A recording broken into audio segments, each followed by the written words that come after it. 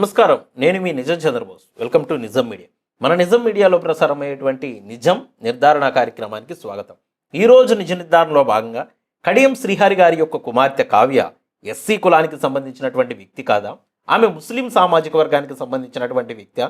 మందకృష్ణ మాదిగ గారు డైరెక్ట్గా ఆమె ఎస్సీ కాదు, ఆమె ముస్లిం సామాజిక వర్గానికి సంబంధించినటువంటి వ్యక్తి అని ఎందుకు చెప్తున్నాడు? అసలు ఆ మాటల్లో నిజం ఎంత? ఏది రియల్, ఏది వైరల్, ఏది అబద్ధము, ఏది నిజము అనేది తెలియాలంటే మా ఈ వీడియో పూర్తిగా చూడండి. కృష్ణ మాదిగ గారు ఏం మాట్లాడుతున్నాడో చూద్దాం. హిందువుల పేర్లు, ముస్లింలకు సంబంధించిన మత విశ్వాసాలకు సంబంధించిన పేర్లు 100% వేరువేరుగానే ఉంటాయి.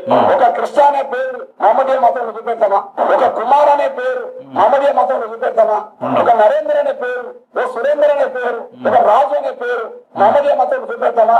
చూపెట్టలేదు. మరి కావ్య భర్త పేరు ఏంది అంటే ముస్లిం మతం సంబంధించిన అబ్బాయే కదా. ఈ పేరు ఎక్కిపెట్టబడ్డదు.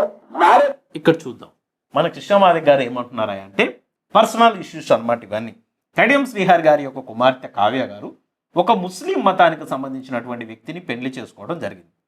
పెళ్లి చేసుకున్నటువంటి నేపథ్యంలో అన్నగారు ఏమంటున్నారయ్యా అంటే ఈమె ముస్లిం సామాజిక వర్గానికి సంబంధించినటువంటి వ్యక్తిని చేసుకుంది కాబట్టి వాళ్ళకు ఉండబడినటువంటి చట్టాలు, ముస్లింలకు ఉండబడినటువంటి వివాహ చట్టాల ద్వారా ఏ క్యాస్ట్కు సంబంధించినటువంటి వ్యక్తి అయినా ముస్లింని పెళ్లాడుతున్నప్పుడు వాళ్ళ పేర్లు కూడా ముస్లింకు సంబంధించినటువంటి పేర్లుగా మార్చుకోబడతాయి.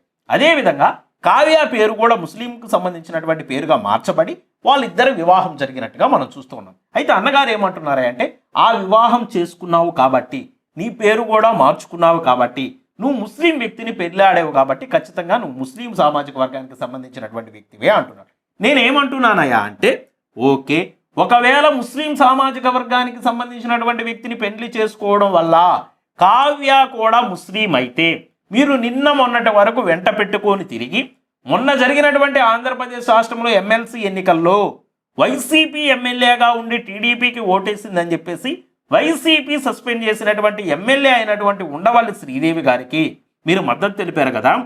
నేనేమంటున్నానయ్యా అంటే ఉండవల్లి శ్రీదేవి గారి యొక్క భర్త ఎవరు? ఆయన కాపు సామాజిక వర్గానికి సంబంధించినటువంటి వ్యక్తి కదా. కాపు సామాజిక వర్గానికి సంబంధించినటువంటి వ్యక్తిని పెళ్లి చేసుకున్నటువంటి ఉండవల్లి శ్రీదేవి గారికి ఎస్సీ రిజర్వ్డ్ కాన్స్టిట్యున్సీ ఏ విధంగా ఇస్తున్నారు అంటే ఆమె యొక్క పుట్టుక మాదిగ సామాజిక వర్గానికి సంబంధించినటువంటి తల్లిదండ్రులకు సంబంధించి జరిగింది కాబట్టి ఆమెని మాదిగ్గా పరిగణించి వాళ్ళకి ఎస్సీ రిజర్వ్డ్ స్థానాల్లో టికెట్ ఇవ్వడం జరిగింది. అంటే నువ్వు వెంట వేసుకొని నీ వెంట తిప్పుకుంటూ నువ్వు మద్దతిస్తూ తిరిగేటువంటి ఉండవల్లి శ్రీదేవికి ఒక న్యాయం, ఇక్కడ నీకు గిట్టని పట్టనటువంటి కడియం శ్రీహరి గారి యొక్క కుమార్తెకు ఒక న్యాయమా? నేను అంటూ ఉన్నా, ఒకవేళ అవేమన్నా ఉంటే ఎలక్షన్ కమిషన్కి మీరు రిపోర్ట్ చేయొచ్చు కదా. ఎలక్షన్ కమిషన్కి రిపోర్ట్ చేస్తే ఆమె ఎస్సీలో ఉండబడినటువంటి ఎస్సీ ఉపకులమైనటువంటి బైండ్ల సామాజిక వర్గానికి సంబంధించినటువంటి వ్యక్తి కాకపోతే మీరు ఎలక్షన్ కమిషన్కి రిపోర్ట్ చేస్తే ఖచ్చితంగా ఆమెని ఎలక్షన్లో పోటీ చేయకోకుండా ఎలక్షన్ కమిషన్ చూసుకుంటుంది కదా. అంటే అది తప్పు. ఆమె పుట్టింది కడియం శ్రీహరి గారికి కదా. కడియం శ్రీహరి గారి యొక్క దంపతులకు పుట్టినప్పుడు ఆమె బైండ్ల సామాజిక వర్గానికి సంబంధించినటువంటి వ్యక్తి అవుతుంది తప్పితే ముస్లిం సామాజిక వర్గానికి సంబంధించినటువంటి వ్యక్తి ఎలా అవుతుందన్న? అసలు మీరు ఈ మాటలలో ఎలా మాట్లాడుతున్నారు? మీరు ఇంత దిగజారి రాజకీయం చేయబాకండి అన్న.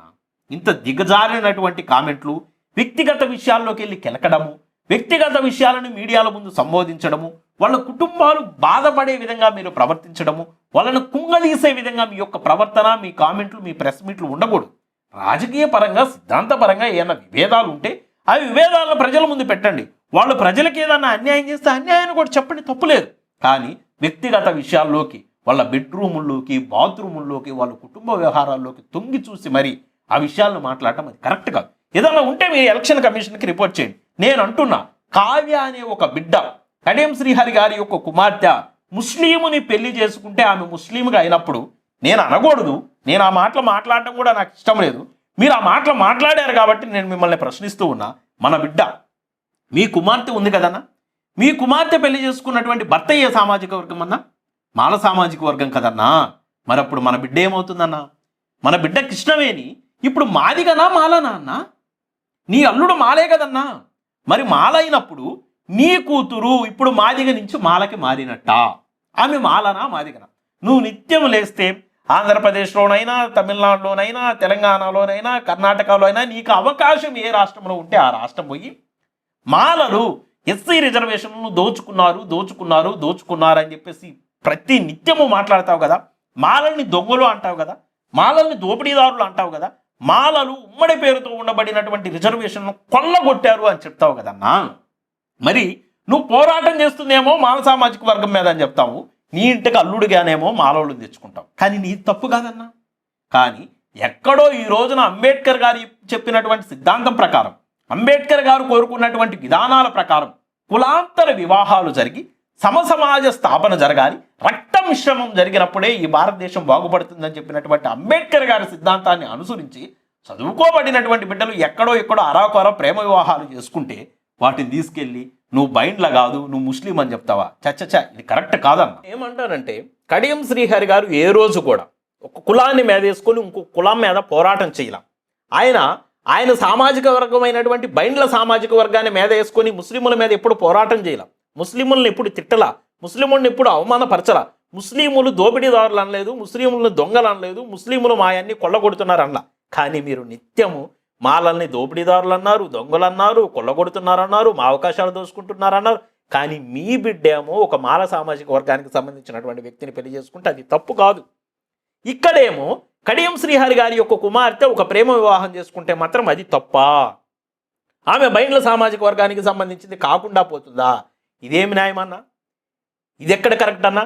ఇంకొక మాట మీరు అన్నారు, కడియం శ్రీహరి గారు అన్నాడు ఖచ్చితంగా నా బిడ్డ ఎంపీగా గెలిస్తే కృష్ణమాదిక్ గారు వచ్చి మళ్ళీ దండం పెడతాడని చెప్పేసి. ఎందుకు వస్తాయన్నా ఈ మాటలు? వాస్తవంగా గతంలో మీరు కడియం శ్రీహరి గారి దగ్గరికి వెళ్ళి ఆయనకి దండం పెట్టి ఉంటారు కాబట్టి, ఆయన దగ్గర చాలా ఆర్థిక లావాదేవీలు పొందుపరుచుకొని ఉంటారు కాబట్టి, ఆయన దగ్గర చాలాసార్లు మీరు మీ అవసరాలు తీర్చుకొని ఉంటారు కాబట్టి ఆయన అలుసుగా ఆ మాట అనగలిగాడు. లేకపోతే కడియం శ్రీ గారికి ఎన్ని గుండెలన్నా ఆ మాట అంటానికి?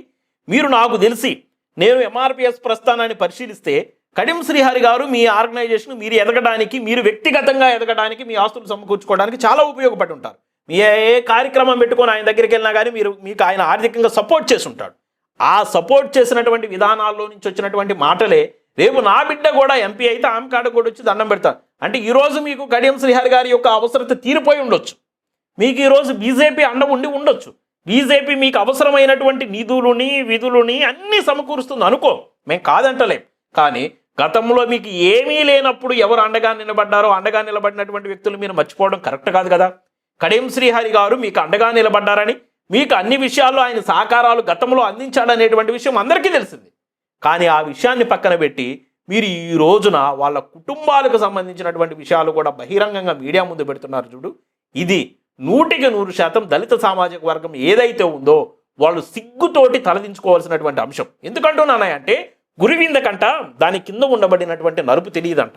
అది మొత్తము నేను అంత ఎర్రగా ఉన్నాను, ఈ ప్రపంచంలో నాకన్నా ఎర్రగా ఉన్న వాళ్ళు ఎవరు లేరు, నేను ఒక్కదాన్నే ఎరుపు అనుకుంటున్నాను, దాని కింద మాత్రం నలుపు ఉంటుంది. అట్లాగే మన ఇంట్లో జరిగితేనేమో అవి కరెక్టా, పక్కనోళ్ళ ఇళ్లలో జరిగితేనేమో అవి తప్పా, పక్కనోళ్ళ ఇళ్లలోనేమో మనం ఏలెత్తి చూపిస్తామా, ఇది కరెక్ట్ కాదు. కాబట్టి నేను ఎస్సీల్లో ఉండబడినటువంటి మాదిగలతో పాటు అన్ని ఉపకులాల యొక్క అభ్యున్నతికి పాటుపడేటువంటి వ్యక్తిని అని చెప్పేటువంటి మందకృష్ణ మాదిగ గారు ఎస్సీల్లో ఒక ఉపకులమైనటువంటి బైండ్ల ఉపకులానికి చెందినటువంటి ఒక ఆడబిడ్డ మీద ఇలాంటి నీచమైన దుర్మార్గమైన హేయమైనటువంటి కామెంట్స్ చేయడం అనేది ఆర్ఎస్ఎస్ భావజాలానికి సంబంధించినటువంటి మాటలని, ఇవి మీరు బీజేపీతో అంటగాగుతూ మీరు పూర్తిగా బీజేపీ మనిషిగా ఒక బీజేపీ ఆర్ఎస్ఎస్ ఉన్మాది కార్యకర్తగా మీరు మారిపోయినట్లుగా కనిపిస్తూ, ఆ కార్యకర్తగా మారిన సందర్భంలోనే మీలో నుంచి ఆ విధమైనటువంటి మాటలు వస్తున్నాయని చెప్పేసి మీరు పూర్తిగా ఒక దళిత వ్యతిరేకగా మీలో ఉండబడినటువంటి మీ ఎస్సీ సామాజిక వర్గంలో ఉండబడినటువంటి ఒక ఉపకులానికి సంబంధించినటువంటి వాళ్ళు ఎదుగుతుంటే వాళ్ళ ఎదుగుదలను ఓర్చుకోలేక వాళ్ళ గురించి నీచంగా కామెంట్లు చేస్తున్నారనేది స్పష్టంగా అర్థమవుతుంది. కాబట్టి మందకృష్ణ మాదిగ గారు చేసినటువంటి ఈ వ్యాఖ్యలని మా నిజం మీడియా 100% ఖండిస్తూ, మందకృష్ణ మాదిగ గారు చేసినటువంటి వ్యాఖ్యలలో అసలు నిజం అనేది లేదని, 100% అన్ని అబద్ధాలని, ఒకవేళ మందకృష్ణ మాదిగ గారు చేసినటువంటి వ్యాఖ్యలే నిజమైతే ఆ వ్యాఖ్యలే తన బిడ్డ అయినటువంటి కృష్ణవేణి గారికి కూడా వర్తిస్తాయని చెప్పేసి మా నిజం మీడియా నిజాన్ని నిర్ధారించి చెప్తుంది. నిజం మీడియా ఏం పిలుపునిస్తుంది అంటే ఇద్దరు వ్యక్తుల మధ్య వ్యక్తిగతంగా కానీ రాజకీయ పరంగా కానీ సిద్ధాంతపరంగా కానీ విభేదాలు ఉన్నప్పుడు సిద్ధాంతపరమైనటువంటి అంశాల మీద ప్రెస్ మీట్లు పెట్టుకోవచ్చు, సభలు పెట్టుకోవచ్చు, సమావేశాలు పెట్టుకోవచ్చు, సమాజానికి ఆ విషయాల గురించి తెలియజేయవచ్చు. కానీ ఏ వ్యక్తి యొక్క వ్యక్తిగత జీవితంలోకి తొంగి చూడకూడదని, వాళ్ళ యొక్క వ్యక్తిగత జీవితాలను తీసుకొచ్చి ప్రెస్ మీట్లు పెట్టి ప్రజా జీవితంలో పెట్టొద్దని చెప్పేసి మా నిజం మీడియా విజ్ఞప్తి చేస్తూ, ప్రతి సందర్భంలో కూడా ఉన్నది ఉన్నట్టు చెప్తూ నిజాన్ని నిర్భయంగా తెలియజేయడమే మా యొక్క లక్ష్యం. కాబట్టి మా వీడియోస్ కనుక మీకు నచ్చితే లైక్ చేయండి, షేర్ చేయండి, మన ఛానల్ని సబ్స్క్రైబ్ చేసుకోండి.